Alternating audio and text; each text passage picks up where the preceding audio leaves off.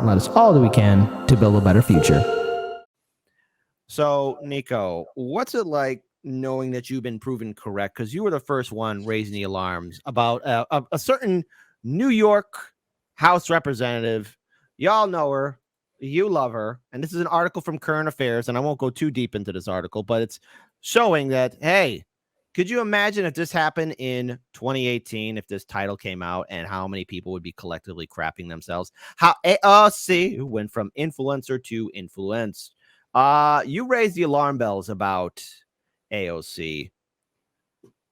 What was your first sign that there was something wrong with her? Because recently some activists yesterday confronted AOC, and we will play that video. But Nico, you were the first one of the very few people to go against the wave of AOC and Justice Democrats and DSA support, which again was extremely controversial during that time. And when I initially was thinking about it, I was like, well, gee, maybe there's some veracity to it. I mean, I didn't think too much into it, but as time progressed, I'm like, AOC, what are you doing? You're not doing anything. You're just tweeting and tweeting and tweeting and tweeting and tweeting. Even now as we speak, tweeting. So I'm a person that looks for patterns of behavior, and I look for patterns and consistency, like in life, because interpersonal relationships, you want to avoid toxic people. You want to break cycles in your family, generation cycles. You got to look for patterns. You have to acknowledge them. You can't live in an invented reality. You have to live in the reality that is, not the reality that you want it to be. And so that's what I do with everything, including politics. When it came to AOC, one thing, everybody knows that I was a surrogate for Tulsi work in 2019. And I remember that. And one thing that I noticed was, with Tulsi and with Nina, actually, that AOC was very loud in her support for people who align with Bernie or even align with Hillary Clinton in the Democrats at times. She would defend them. But when it came to Tulsi and Nina specifically, she was really quiet. After all this talk about, we have to protect women of color, and she's always getting mad and claiming that she's always under attack because she's a woman of color and that more people should come to her, like AOC's defense, because and defend women of color, and she was always super silent about that stuff. And despite the fact that she was elected effectively because of her support for Bernie, remember how long it took for her to come out and actually endorse Bernie in 2020? It was a long time. God damn, Dad, it was. Oh yeah, and plus she really had a problem when Bernie Sanders went on Joe Rogan's show, and I have to say that was a smart thing to do because Joe Rogan. Smart. I mean, it is even now Joe Rogan's platform is number one. If you get on Joe Rogan's show, you're going to get a boost in a lot of views and a lot of people listening to you. You may not win the entire audience, but I remember reading the comment section below of people saying, hey, I'm conservative, I'm libertarian, and I agree with Bernie Sanders. Literally, we all know that Bernie Sanders would be a cuck later on, but nonetheless, Bernie Sanders would change people's mind, and AOC was like, you should not go on the show. She was having her own collective meltdown. Like, on Joe Rogan and white supremacy. Like, it's weird because this is, and mind you, this is after Joe Rogan was like, guys, I think I might be a socialist. Like, he actually said that. Which is crazy. A lot of conservatives completely ignore that fact, but he said that before. And so there were things that weren't adding up. And working with Tulsi's campaign, I remember asking Tulsi, I said, Tulsi, now I know you introduced the All Fossil Fuels Act.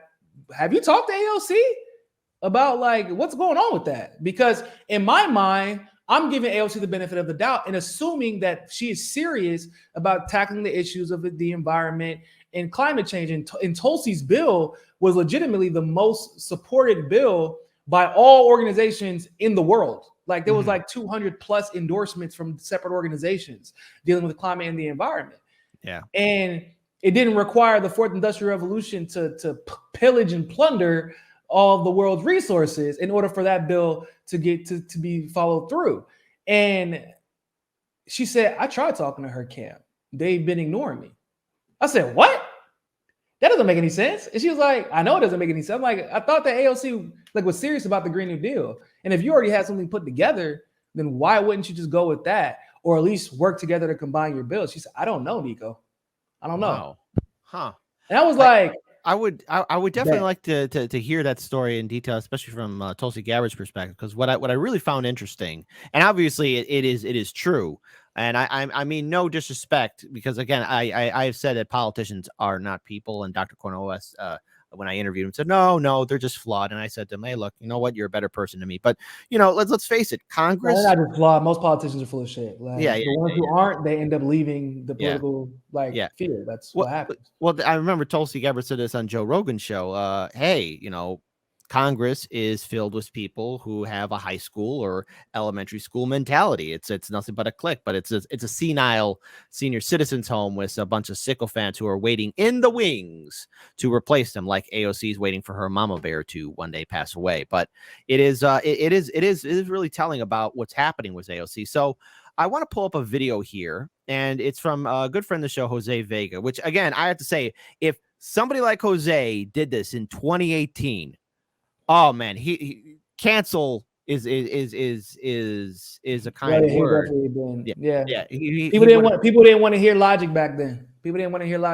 Yeah. So him and his friends visited AOC's Bronx office to talk about how she endorsed Biden the same day he sent cluster bombs to Ukraine. So let's play this video. I'll mute my mic here, but I want to hear what they're saying. And then Nico, I want you to be the first person to add your commentary. So let's go ahead and play this video. Hi, everyone. My Twitter friends and followers. You already know the deal. We're back at it again. We got the posters printed, and we decided to visit our favorite Congresswoman, AOC, who relocated her office just down the block from where I live. I'm a proud Bronx resident, and we actually wanted to deliver both a gift for her, one of the posters, because great artwork, by the way. Great artwork. This perfectly encapsulates what her position in Congress has become, establishment. And we were going to deliver a message, if not to her staff. I'm sure she's probably not here herself physically, but I'm sure her staff is in there, and we've rung the bell 3 times now to get in. They have a little camera thing here, so I'm sure they don't want to let us in. And, maybe that's a little embarrassing for them.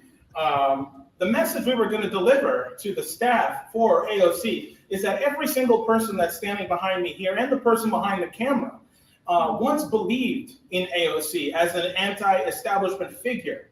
Okay, we once believed that she would stand up against cluster bombs being sent to another country. We once believed that she would be an anti-war congressperson. And now she endorsed Biden on the same day that he announced he was going to send cluster bombs to Ukraine. So to commemorate our coming here and not, Hold on, what was that, Nico? So the same week that Cope was found in the White House too, it was a weird time. That booger sugar, as I like to call it, in order to keep YouTube somewhat appeased. Yes, I hate tipping on those eggs. They walk around those eggshells, but yes, the booger sugar, the booger sugar. But don't worry, Nico. Listen, buddy. Secret Service did an investigation, and guess what? They can't find it. CSI lied to me. They told me that there was DNA and fingerprints all over a crime scene. I guess that's CSI, crazy. Yeah. So, yeah, we'll talk about that. That's crazy to me. But... Oh, well, we'll save that for the final story, folks. Being able to deliver our gift, we're actually going to leave her a gift. So we're going to do 2 gifts here. We're going to do everything on this. So we'll just, for the office. That's what we're going to do. Careful, gentlemen, with that tape. Careful. Then let's, beautiful size. Put one. That tape's gonna get stuck on the door. They're gonna feel that one. Yeah. Keep it straight. Very good. Damn, that's some impressive sleeping right there. Shit. Yeah. You should point to the address so anybody in the area. So okay. 6 7. That's good enough. Okay. Very good. So, people should come and, talk to their congressperson or their staff and let them know how they feel about the Ukrainian war, let them know how they feel about cluster bombs, and demand that AOC either fight for us or get the hell out of our way. And that's what we're here to do and send the message. So stay tuned. Yeah. So there you go. Nico, your thoughts? Because again, this shows that there is a boiling rage towards what remains of the Justice Democrats, brand new Congress, Our Revolution, DSA.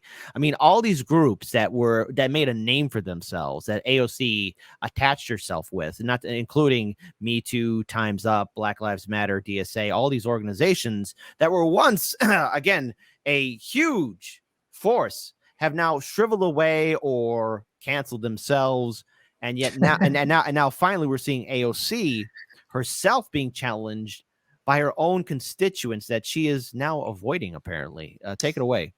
Can I just say, but by the way, I'm glad that he's challenging her on this. This is probably a good time to start challenging more. However, I will say, like the time to challenge AOC was 3 years ago, right? Whenever I started calling her out, like she's firmly entrenched into the system now. 5 years of AOC, 5 years.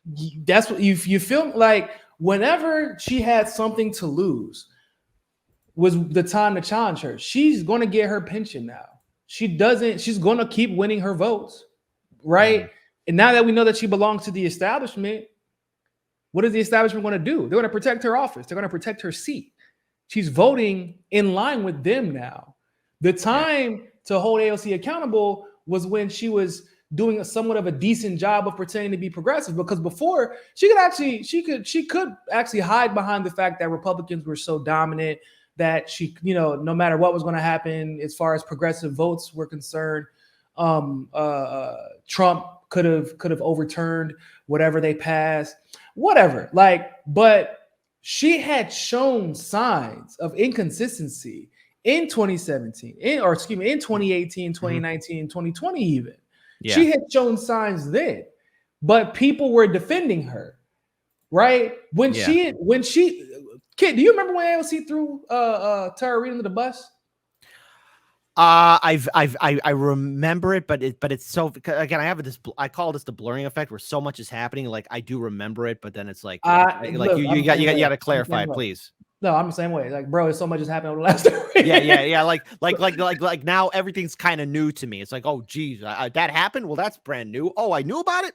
Yeah, bro, inundated with information, with so much information, so much fuckery. Really, it's hard to keep up with. But I remember because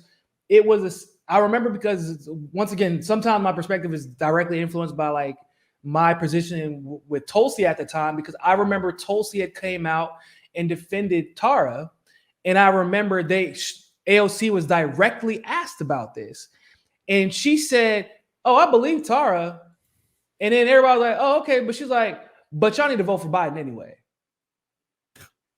and I was like, "Hold up, what?" Because it wasn't as if she had even given it some time to breathe, bro. Somebody said, well, if you were saying that, that there's a chance that Tara's story is legitimate, what do you feel about Biden? She literally said, no, you should vote for Biden anyway.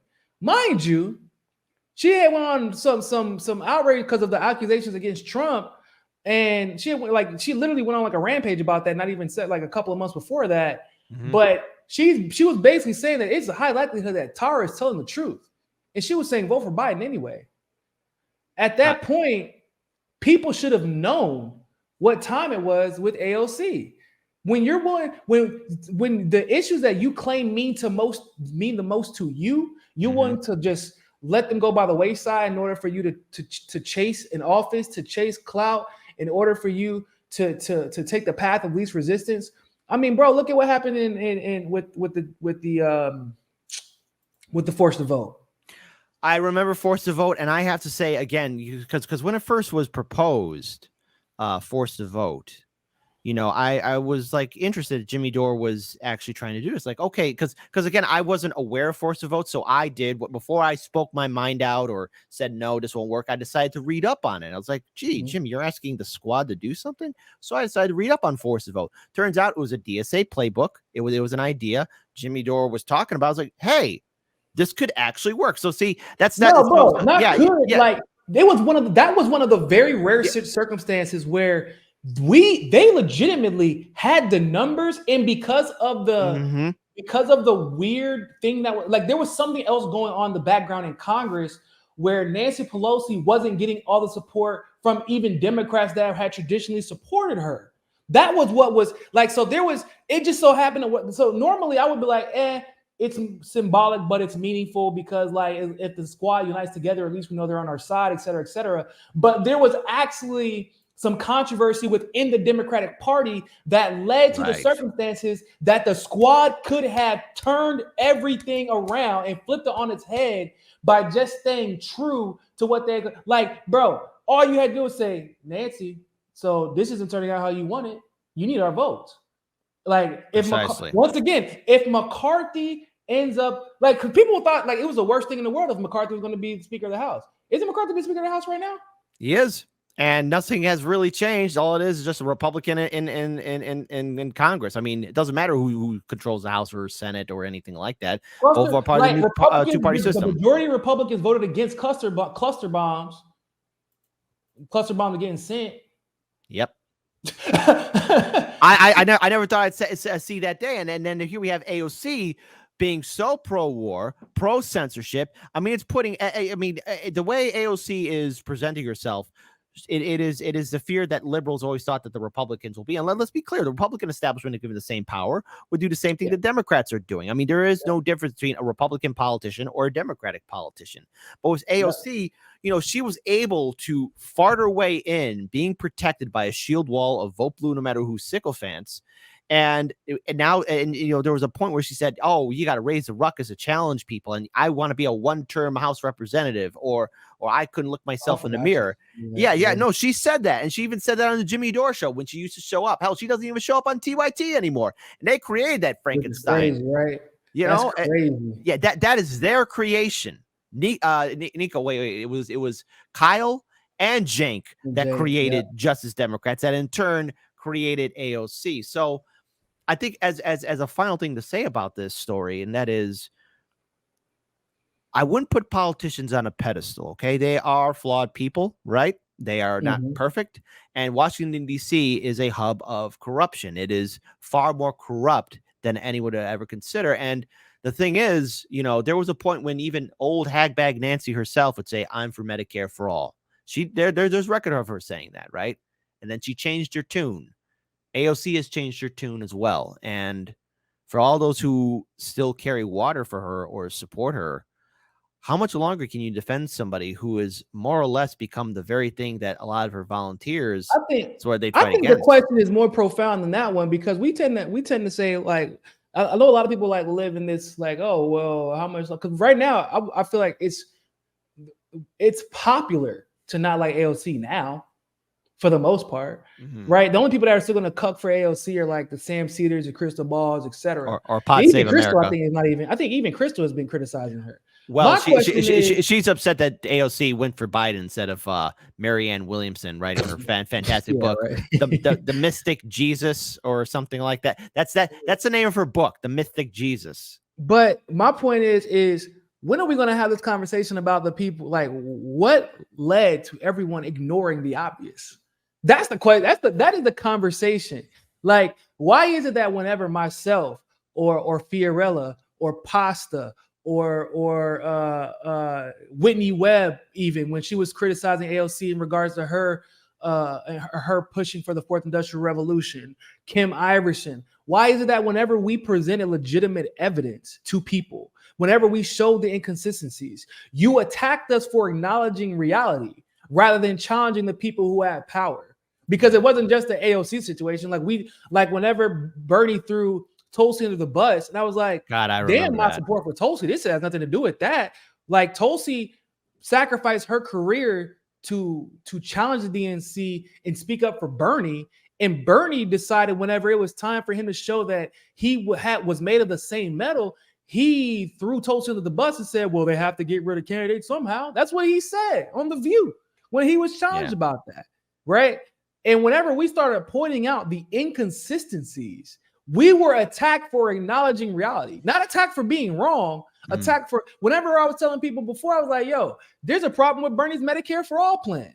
And that's the whole reason Tulsi decided to change and not support his. It's not that she didn't support single payer healthcare. She was very clear she didn't support his plan. And I know, because I was helping craft the policy. I was like, there's a bunch of problems in Bernie's plans, and no one wanted to admit it. Instead, they attacked, bro. And out of all of independent media, I'm the only one who has ever worked in the healthcare industry, ever. Out of everybody in independent media, I'm the only one. And I'm also at the time, I was the only one who actually worked on campaigns, who actually strategized for campaigns, who actually read and helped to craft public policy. And people were mad at me for saying, yo, there's a bunch of problems in this stuff. There's a bunch of inconsistencies. So like, at what point do people like, do we not, or do we start holding accountable the people who are just simply choosing to ignore reality in order to chase or to support people that they just like? Like, why are you crushing my reality? Like, don't get mad at me for crushing reality. Be happy that someone is acknowledging it while we still have the chance to do something about it. Because that's the only way we're going to be able to be successful with any type of efforts to curtail this fascism going forward. I think the issue is that people do have a hero worship complex. It's in our DNA. I think Russell, or it was Keaton from Due Dissidence. I was on RBN show last night. And one of them worded it perfectly. I have to look back which one it was, Russell or Keaton, but they said, it's in our DNA to follow the leader, the alpha, because, human beings are hardwired that way. And I think we mistakenly put politicians or people who have celebrity or status or money or power from a dynastic family as our leader. And we would look at AOC, because I remember when she got elected in office. I remember it's the belief that they did something to earn that power. That's the only reason. If they have the power, they must have did something to earn it, and I can learn something from them. But it's like, no, a lot of the times, especially in today's world, like, so for example, why? So look at TYT. TYT did not become successful because Cenk and Anna were just so prolific as commentators and analysts. Cenk left mainstream media, pretended to be an ally of progressives, but always planning on selling us out, which is how he got the investments to start TYT to begin with. You don't leave mainstream media for being an outsider and then get a bunch of investments from the Democratic and Republican establishment. So that was ill-gotten money. Like, Crystal Ball was part of the mainstream, and Sagar had White House access. That's how they became so successful. It wasn't I'm not saying that Sagar didn't do good journalism at the time. He probably did. But like at the same time, it wasn't as if they had come onto the independent media scene and now we're just superstars because we're so much better than Heartland's media, or we're doing so much more work than the Convo Couch. No, it's just that there are some people who came into the game by sacrificing.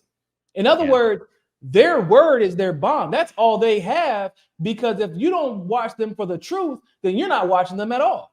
But there are people who join like the TYT network, for example, because they tried to recruit me back in 2016. They tried to recruit me, right? I think I remember that. They basically realized that I couldn't be controlled, like that I wasn't going to just say shit just to say it. And like, that's when that shit stopped. They wanted me for TYT politics. This is before Emma Vigilant even joined. But like, yes, I remember TYT politics, man. That was a fast growing channel for theirs. And then it went. Yeah, bro. Well, that's because Jordan used to do the same thing you see a lot of these cats do. Like, he was taking the things that I would say, Convo Couch would say, or other shows similar would say it on TYT politics, get all the credit for it, because he was part of a network that was being uplifted by YouTube. And we all know YouTube is a CIA, like it's a fucking CIA. Like, that's just what it is, because it belongs to Alphabet and Alphabet belongs to Google, et cetera, et cetera. So like, people need to understand, like, when you get to that level of like, people just come out of nowhere, and like Crystal Ball, like TYT, even to like, I'll give Kyle credit. Like, Kyle became successful for being one of the first people to just do politics on YouTube, but like, his insulation thereafter, despite the fact that he was kind of clearly just becoming a milquetoast liberal Democrat for the most part, he was insulated by the TYT network, because the TYT network was protected by YouTube. Yeah. Like Sam Cedar is only famous because he used to be a guy on TV. Apparently he used to tell jokes too. I still can't believe Sam Cedar can consider himself a comedian. That's fucking wild to me. He was. But apparently Sam Cedar used to tell jokes, and he at least was on TV. These people had money or played for a team of somebody who had money before they got famous, and they used that money to propel them. That doesn't mean that they're right. It doesn't even mean that they earned their spot in their current space. It just means that they had enough money to thrust themselves in front of you and stay relevant by talking shit about people who actually are trying to do right. Usually, that's usually what happens. Exactly. And the thing is, I think as a final note for this, 2024, because we're still in 2023, but 2024 is going to be I think it's going to be a very action-packed year. It's not going to be the most important election year as it is. I'm not going to say that, but I think there's going to be a really big shakeup in regards to the mindset of how people are going to be voting, participating, and engaging in politics. Because right now we're witnessing perhaps the true awakening of people against the system. Now, maybe again, I'm probably being too idealistic here, and I'm only speculating because, again, 50% of Americans identify themselves as independents. As this economy keeps on getting progressively worse, as situations continue to intensify, there is going to be a backlash of people saying, I don't care about identity politics. I don't care about how if AOC is going to have her feelings hurt. What's going to matter is not pronouns or adjectives or verbs or anything like that. What's going to matter is how am I going to survive tomorrow? And it's going to get even worse than that. The mindset of a lot of people will be, how will I survive the next hour? How am I going to survive the next minute? Because as this economy keeps on getting worse, AOC, like I said before, can tweet, but that's not going to bring security to the populace because the populace is starving. The populace is broke. The populace has been abandoned, and the populace is angry, and righteously so.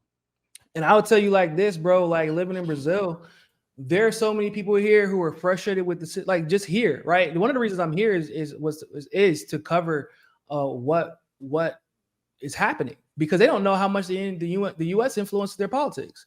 Yeah. Bro, you have no idea how many conversations I have with people, and they're like, "What? I didn't even know that the CIA was involved." I got to break people's bubbles here, unfortunately. Like, I'm like, damn, I just had to burst all these people's bubbles about Bernie Sanders in the U.S., and now I got to come here and report the fact that the CIA was actually pushing for Lula here, literally.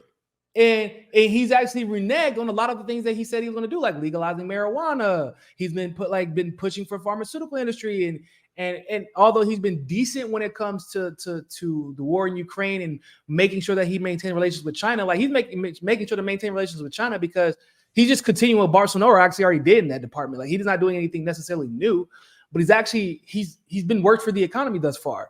And like I wanted Lula to do great, but at the same time, I'm not. It's kind of like with Bernie. It's like Lula is ego driven. Like why? I don't know why the fuck he would announce that he's going to try to work with Central and South America to create a Latin American currency and basically try to kick the dollar out. Like, why would you do that until you do it? Like, do you want to be overthrown or do you just want people to like you? And when you get thrown in jail, you take a huge hit to your brain. Yeah. Regardless of whether or not you were guilty. And he knows that, unfortunately, the reality is from the U.S., those politicians were able to throw this man in jail on no charges, basically, and affect the outcome of his life. And a lot of people like are frustrated at the fact that they're like, well, shit, we thought Bolsonaro was for the elite and for the rich. That's why we wanted him out. And we get Lula in, and nothing is changing. In fact, it's getting worse. And people now here, they're starting to realize it much quicker because, well, you can't get rich off of supporting Lula. Like, it ain't like a Bernie, like the Bernie's movement, boy, I swear to God, Bernie made a lot of people, that shit's crazy. When you really think about it, because in 2016, supporting Bernie would have got you broke. But in 2020, bro, there are literally people who became rich off of supporting Bernie Sanders, like made entire brands off of this. AOC being one of them, right? So, but people are coming together and starting to realize that something is up. And people that I engage with all the time, they talk to me and say, like, I don't know what's going on, but I'm starting to realize that none of these politicians are for us. And I'm like, they never were. You're figuring out faster than the fucking U.S. does, because the U.S., they're still arguing about pronouns and shit. They don't care about that shit out here. They're trying to put food on the table. And I feel like that's like, it might be a privilege thing in the U.S., where for so long we were able to ignore, like the majority of people were able to ignore the real problems because everything and everybody is so separated. Like the East Coast is one thing entirely different than the West Coast. They're living different life. And then the Midwest is getting screwed, but they're kind of cut off from the rest of the world because they like, there's no Disney World there. There's no Empire State Building there. And there's no LA there that nobody was paying attention. Well, but now you got Chicago. The country is turning into the Midwest. Well, you have Chicago. I mean, come on, there you go. But no, that is a good note to end it on. You mean black on black crime? That's all I hear when I hear Chicago. Black on black. What about black on black crime, kid? There's more to that. But hey, you know what you're doing, Nico? You're making AOC cry, and that's all she's good for. Violent. Yeah, she missed her calling of being an actress. But we really need to. One thing I love about Brazil, bro, is people just, you can't tell who someone voted for because everybody looks out for each other. True. It doesn't matter what your religion is. It doesn't matter what your race is. Like, is there racism or colorism in Brazil? Yeah, but like, it's very rare. I think I've only experienced it once by an old ass Uber driver who's like 75 years old. Like, dude just literally saw me and pulled off. That was crazy, by the way. But I've experienced stuff like that in the U.S. far more often. But when you have conversations with people, they're not assuming that you're just trying to manipulate them. They're not going to judge whether or not they like you based on who you voted for. They're trying to understand you legitimately. And because of that, you're like, bro, you just see so many people holding it's crazy. It sounds silly, right? Just holding the door open for somebody else. Somebody is like, somebody like an older person is trying to walk from the beginning of the street to the end of the street to their house, and you can see that there's nothing else there. And somebody pulls over, hey, do you need a ride? You don't see that shit in the US anymore.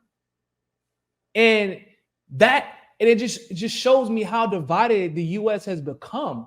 Because before they even let you think about getting in the car, they're gonna say, hey man, who you vote for? You voted for Trump? Well, bitch, you're gonna have to walk for the rest of that damn way, ain't you? You ain't get in the car with me, with Trump germs, right?